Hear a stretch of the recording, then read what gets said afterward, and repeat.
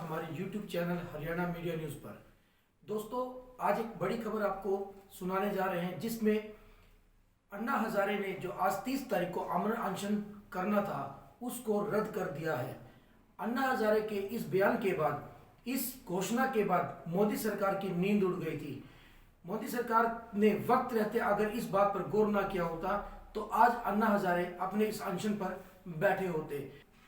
मोदी सरकार की नींद क्यों उड़ी हुई थी? ये वही अन्ना हजारे हैं जिन्होंने 2014 के अंदर एक आंदोलन चलाकर देश में एक क्रांति फूंक दी थी। उसको लेकर जिसका खामियाजा कांग्रेस सरकार को 2014 के इलेक्शन में बुरी तरह हार का सामना करना पड़ा था। आखिर मोदी सरकार ने अन्ना हजारे को मनाने में कामयाब हुई और अनशन रद्द कर दिया। बताते हैं आपको कि अनशन रद्द क्यों हुआ।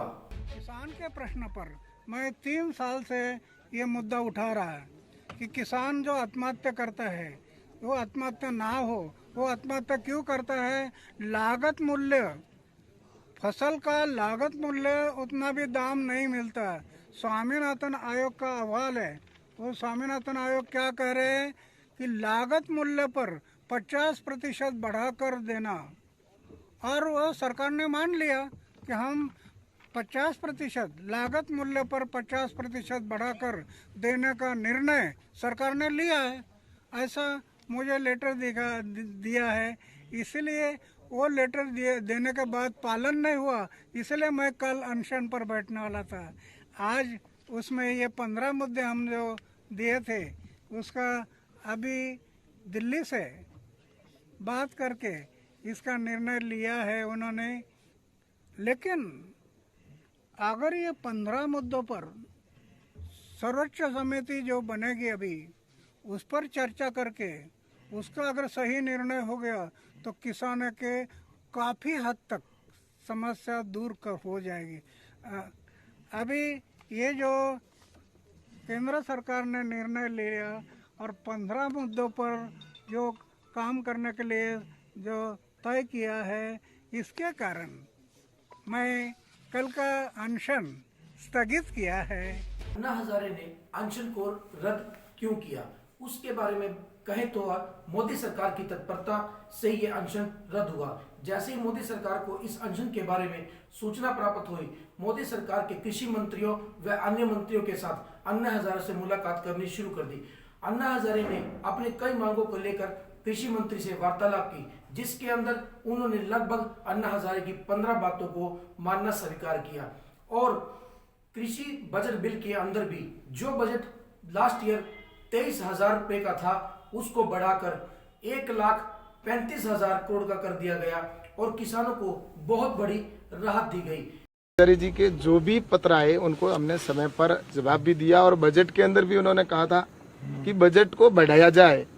तो मुझे आज बताते हुए प्रसन्नता हो रही है कि जब 2013-14 के अंदर जो कृषि का बजट था वो मात्र 24,000 करोड़ रुपए के आसपास था, लेकिन आज कृषि का जो बजट है वो 1,35,000 करोड़ रुपए का प्रावधान किया गया है।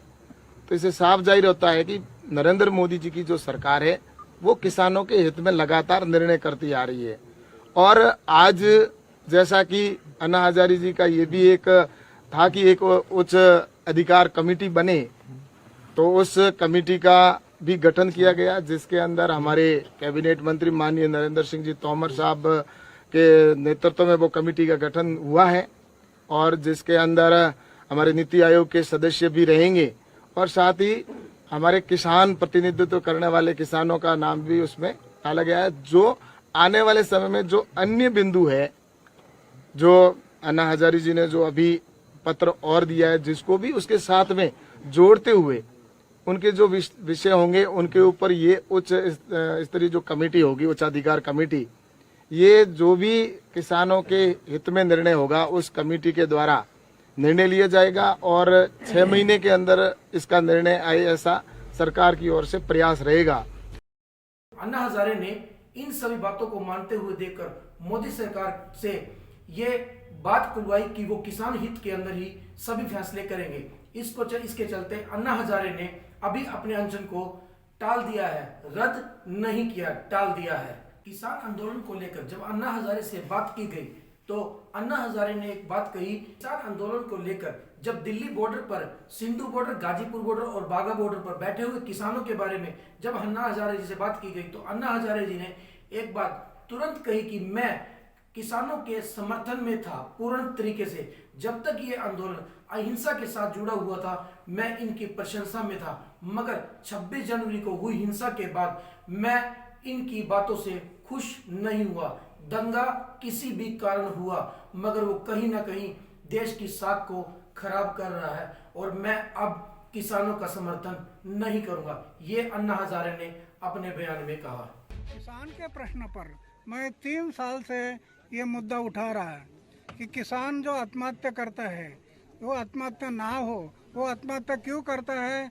लागत मूल्य, फसल का लागत मूल्य उतना भी दाम नहीं मिलता। स्वामीनाथन आयोग का अहवाल है, वो स्वामीनाथन आयोग क्या कह रहे हैं कि लागत मूल्य पर 50% बढ़ाकर देना, और वो सरकार ने मान लिया कि हम 50% लागत मूल्य पर 50% बढ़ाकर देने का निर्णय सरकार ने लिया है। ऐसा मुझे लेटर दिया है, इसलिए वो लेटर देने के बाद पालन नहीं हुआ, इसलिए मैं कल अनशन पर बैठने वाला था। आज उसमें ये 15 मुद्दे हम जो दिए थे उसका अभी दिल्ली से बात करके इसका निर्णय लिया है उन्होंने।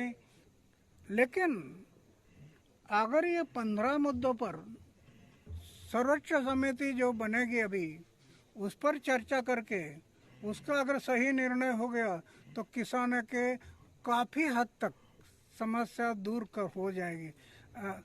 अभी ये जो केंद्र सरकार ने निर्णय लिया और 15 मुद्दों पर जो काम करने के लिए जो तय किया है, इसके कारण मैं कल का अनशन स्थगित किया है।